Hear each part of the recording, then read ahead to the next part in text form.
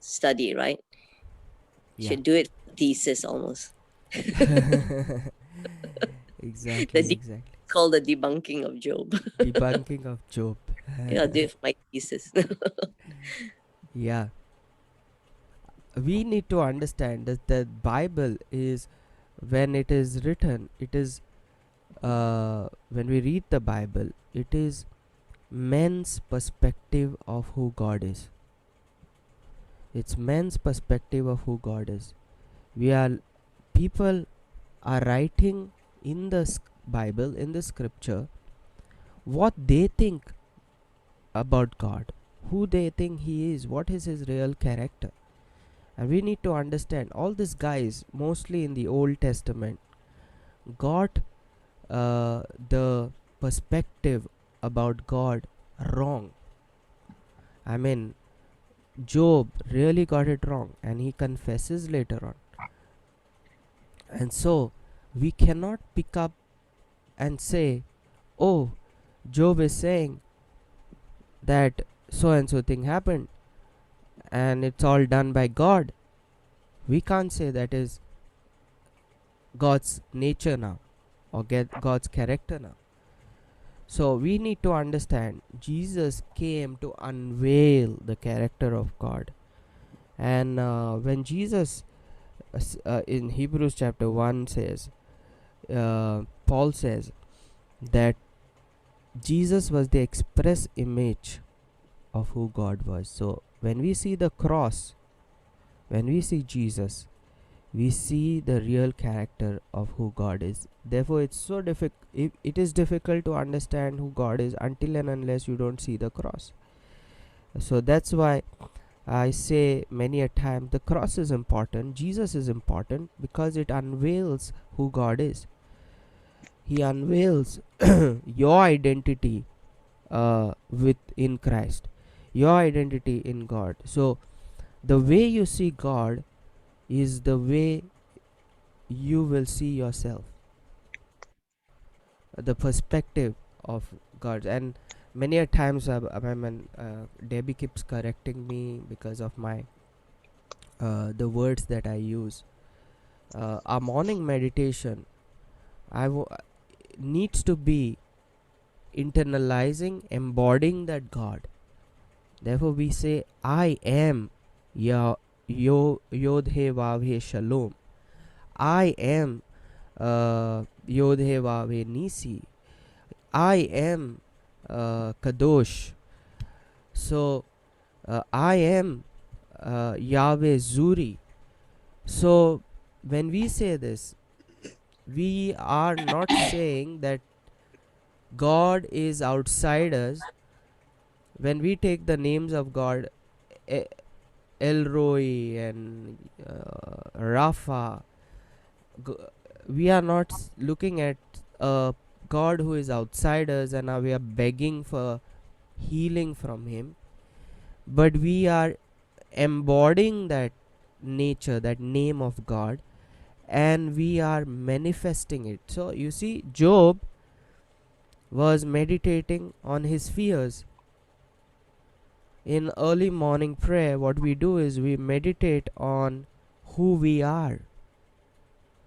Job meditated on his fear, and that got manifested in his life.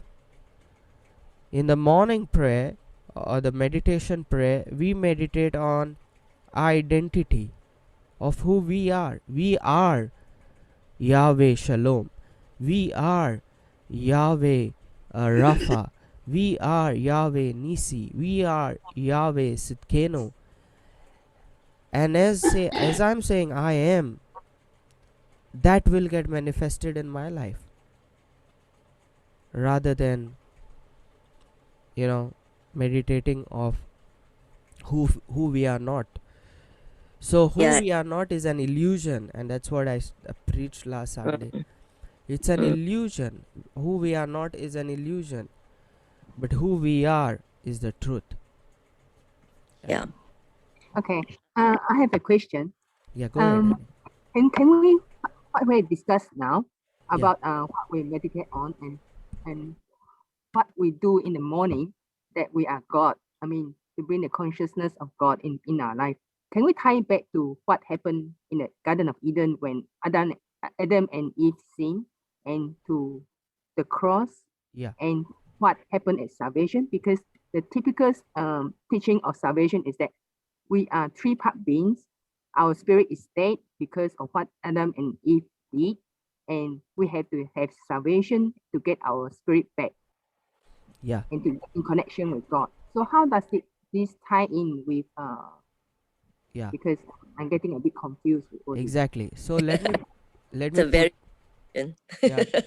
Let me put it into the reason is we cannot understand it because we have made a statement now, and to resolve that statement we are trying to answer it in a wrong perspective. So the whole thing, let me put the whole picture. Adam and Eve fell into sin.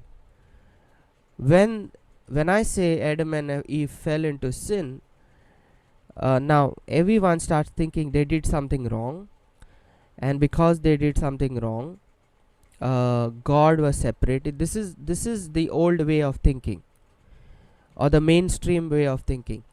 Adam and Eve fell into sin. Because they fell into sin, God became against them and separated from them, and now the whole they were fallen in they are fallen, and then God curses them and all that stuff. God throws them away from Eden, and the whole idea that you see is God is trying to restore himself, that relationship. He's angry with them, and he's trying to calm down his own anger throughout the whole Bible. And so he sends Jesus and says, you die on the cross, and after you die on the cross my anger will come down, and I will be at peace with men. And so he sends Jesus on the cross. He dies on the cross. Now his anger is gone, his wrath is gone, and now he says, oh, now I can love these people who had sinned back again without looking at their sin, because now my son has paid the price, and now everything is restored. That's the mainstream way of thinking, and it's Augustinian way of thinking. But this actually what really happened when Adam and Eve fell into sin, or they fell down. They were fallen in their consciousness. It's in their mind that these things are happening, and therefore you see Adam and Eve, they are running and hiding themselves, and God comes searching for Adam and Eve. He is not running away. It's they who are running away from God and hiding themselves from God. God is not hiding himself from Adam and Eve. And so he comes searching from there and says, Adam, where are you? That very clearly explains the whole thing. Now it's all that what is happening is in the mind of Adam and Eve. So the whole fallen thing that we talk about, falling into sin that we talk about, is Adam and Eve, men, falling in his own mindset. And now they have an illusion. Saying that oh, now we are fallen, God is angry with us, God is upset with us, and now we need to do something in order to get restored, get back into that relationship with God. It's all happening in Adam's mind, men's mind, not in God's mind. And so to quench that mind of men, to crush that mindset of men, God sends his son Jesus Christ, who dies on the cross in this place called as Golgotha, also called as the skull, which looks like a head of a man, to show and signify that the mindset of men is crushed. And when he dies, the veil is torn apart of the temple to show that the illusion of man's mind is taken away, and he shows the real picture who God is by dying on the cross. He says the cross shows I am unconditional love. Whether you have sinned or not sinned, I still love you. That is the real picture God is trying to show on the cross. He's not trying to restore his own mind, his own character, his own emotion. He's not a schizophrenic. I mean, Debbie has put a post on empowered sons of God, or somebody has put a post on empowered sons of God. You check it out. It's not that God was angry before the cross and then because Jesus died he became okay with people. So this is the whole picture, and the whole idea that Christians are doing, the mind, the body and spirit, they are trying to separate it. Remember, separation, any separation that you see is an illusion. It's an illusion, because there is nothing actually separate in this entire cosmos. Everything is one, and we are all one in God. So the whole separation mindset is a religion, is an illusion mindset. It's an illusion. So the moment we try to separate, we are submitting ourselves to that particular illusion. You see, so what happened to Adam, and the way Adam was looking at things was an illusion, and what God was doing on the cross is lifting up that illusion out of Adam's mind. Does this answer your question? Is it making things clear to you? Well, I'm just trying to tie it with how other religions are able to reach God. I think basically the mainstream thinking for Christianity is that our spirit are dead and we need salvation to get connected back to God. I think what we have discussed just now is that our spirit is alive. It's just that we are not aware. Exactly. And, we lost the consciousness. But other religions, through meditation, they are able to reach God also. Yeah. So I think that's it, I think. Okay, so you see, this is the difference. In every religion, everyone is trying to work their self to get awakened. If you don't see the cross, you are working yourself to get awakened. And every religion, that includes Judaism and even mainstream Christianity, we are trying to get ourselves enlightened, so called, or awakened, or to we are working hard to get it. And we are trying to understand who God is, and none of the religions are getting it right, including the mainstream Christianity. The only way to get it right, awakened, or we can say realize who we are in God, or we can say realize who God is, what's his real nature. To really understand his nature, you have to see the cross. I think it's important. Yeah, the word metanoia, right? The word metanoia means, it's what we use for repentance, but the Greek meaning is to change your mind. So if we can understand that,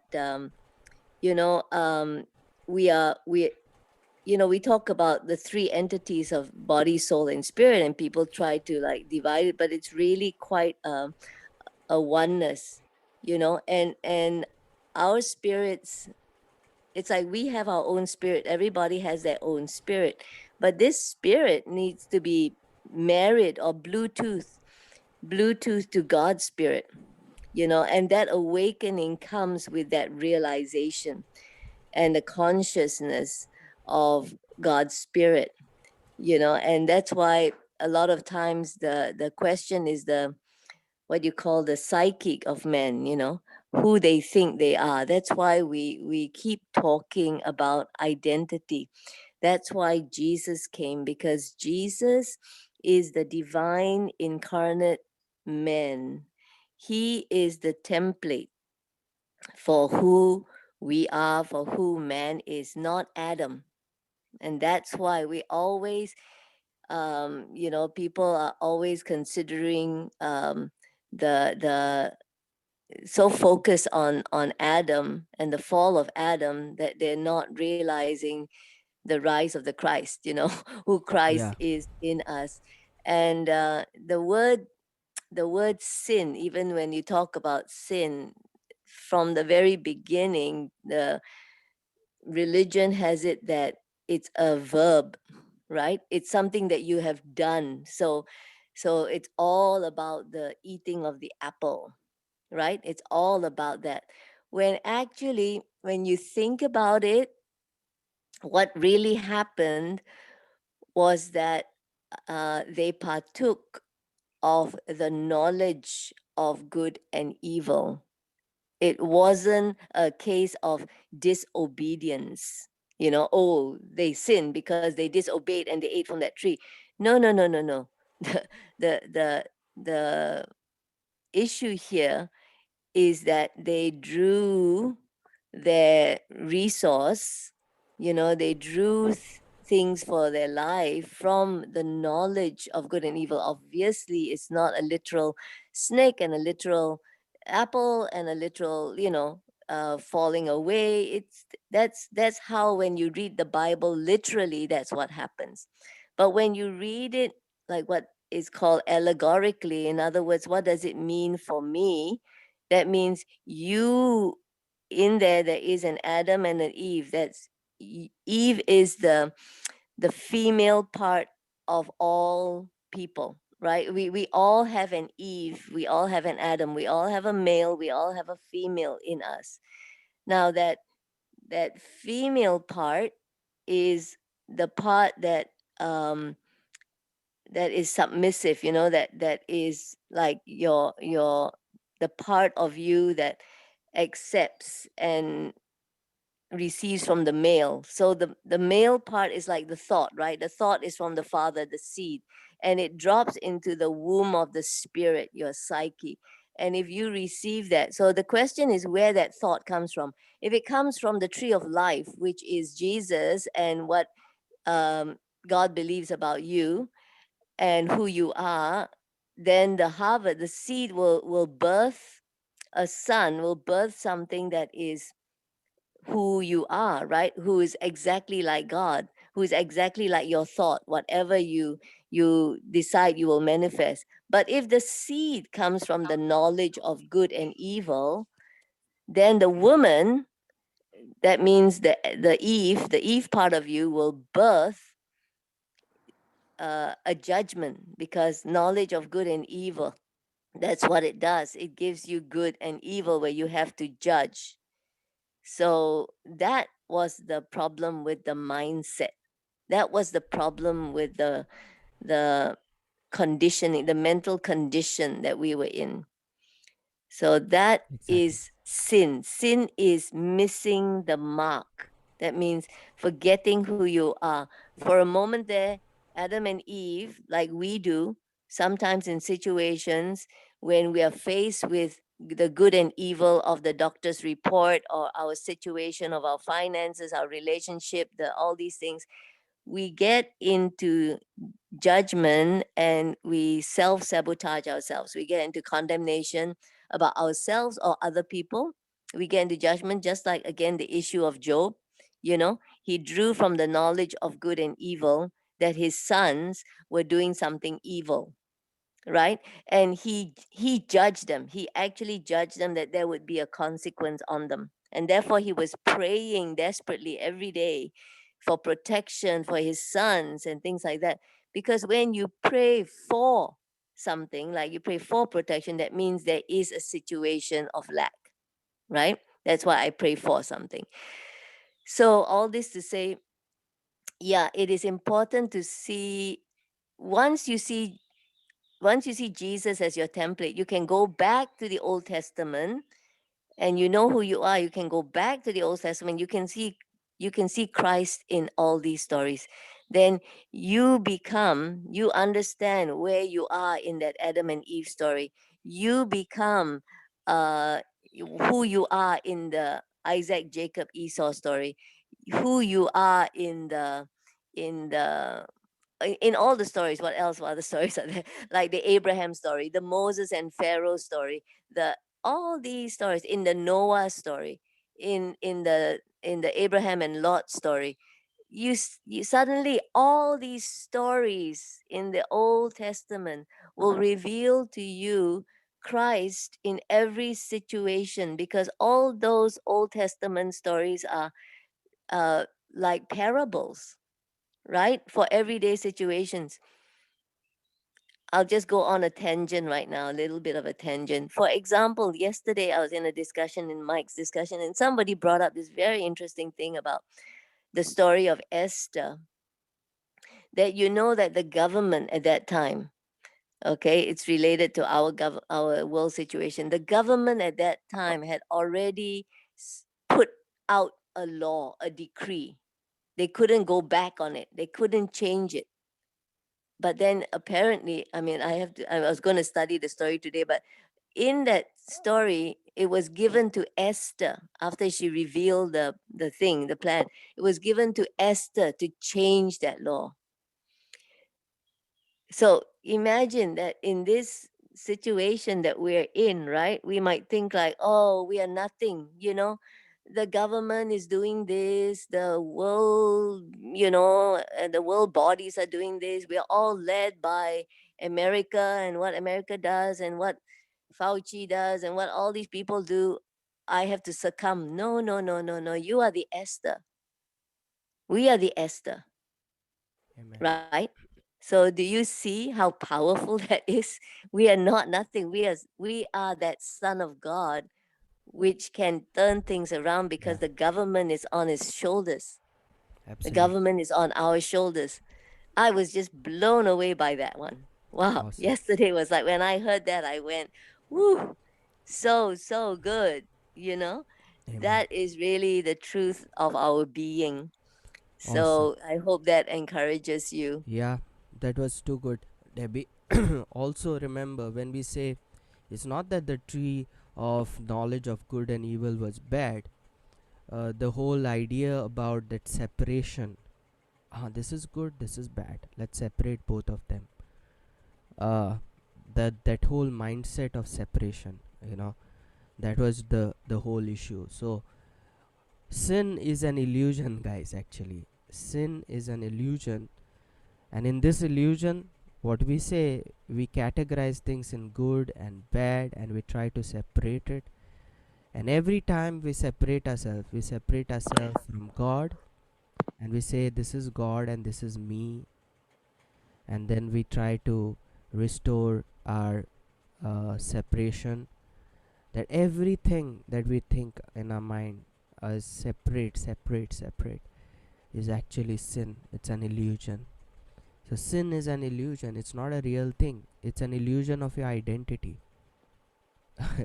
as Debbie says and puts forth. It's a separation. It's an illusion. And out of that sin, out of that illusion mindset comes the fruit of illusion. And the fruit of illusion is your sickness, is the struggle that you go, is the problem that you go through. In fact, your sickness is an illusion.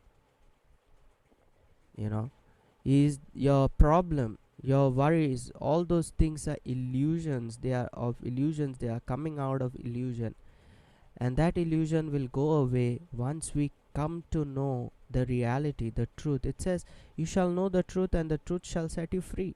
So what's the truth? Your identity in Christ, who you are. I am Yahweh Shalom, I am Yahweh Nisi, I am God. That's the truth, and that clears up most of the illusion. So, guys, we are almost coming to an end. Any, I hope your things are getting cleared, but if not, please put forth your queries. We are ready to discuss more on this, and it's not an easy thing to get into this kind of understanding. Uh, though it is simple, but religion has made it so complicated that our mind sometimes becomes difficult to reason it out. Yeah, And it's very true. That's why we need this time, because when you talk it out, yeah, even for me, I mean, it's like we're, like 30, 40 years of wired in exactly what Annie said. You're totally wired in this narrative. You Yeah. totally believe this narrative, and you have actually maybe even shared this narrative with others, which then cements, makes it concrete in your mind that that's how it is. Yeah. Then it's really hard to break down that concrete, that foundation, and rebuild. And the way you have to do it is like really smash it, and really totally like a house that's been built that is faulty. You've built a house on faulty pillars in the house, not Yeah. strong pillars. And so the only way is to really go ask those questions, and then confront it, look at it, and really, yeah, I mean, we can talk about it even more, but the thing is, we all need the rewiring, because that's what you have to do. You have to rewire, you have to rebuild, totally change, repent, change your mind about how we Yeah. think. The whole narrative is even creation.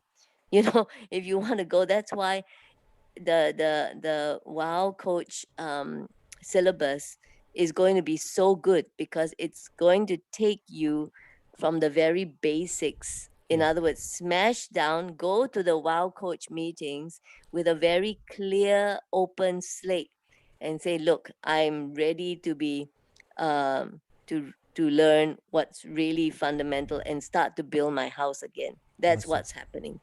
So Annie is already in a coaching group, uh, Yeah. but other guys who want to really understand the deep stuff can connect to any of the coaches out here. And Judy has put her timings out there. And also we have our Saturday meetings, so that we can throw out questions like that, discuss, and and it's okay to disagree, guys.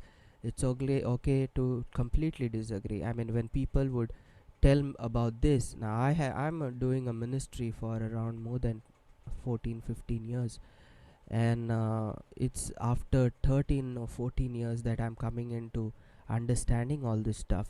And when people would share this stuff, I would say, what's wrong with this guy? Why can't he? What is wrong, and how do they think like this? I mean, this is completely wrong. This is what I used to think, and I'm glad that now I'm able to understand those people who shared with me the real gospel. According to me, now I'm awakened. I'm awakened to the reality who I am, and I'm still getting awakened. I'm still learning stuff. So yeah, so it's okay to get, guys, not to get it. It's okay not to get it, but at least you just got to listen to it, because what you might get it, and when you really get it, you will really feel enlightened, guys. You will really feel enlightened. You will really be amazed by, and you'll say, wow, this is really amazing. This is reality. This is the truth that is setting you free. It will really set you free. Okay, guys, so I'm out of time, and uh, yeah, uh, Debbie, if you guys want to discuss more, you can discuss this with Debbie, or in her group. But I need to jump in on another Zoom meeting, so we need to end this here. Or if you guys want to continue, you can continue on this chat. Maybe I'll make Debbie the admin or the host of this video. Just ask everybody, because maybe everybody wants to go back to sleep or something. I Yeah, don't know. just let me know, guys. You want to continue, then we can go ahead. Yeah, quick, guys. Either say yes or no, and then we Yeah, can go from there. If you want to keep it for another day, then let's just do we that. can Then, keep it for another day if you want it. Yeah, yeah, keep it for another day. Awesome. let's do that another day. Awesome. Okay. There we All right. go. Take care. Love you guys. See you. Bye. Bye. Bye. Yeah, bye.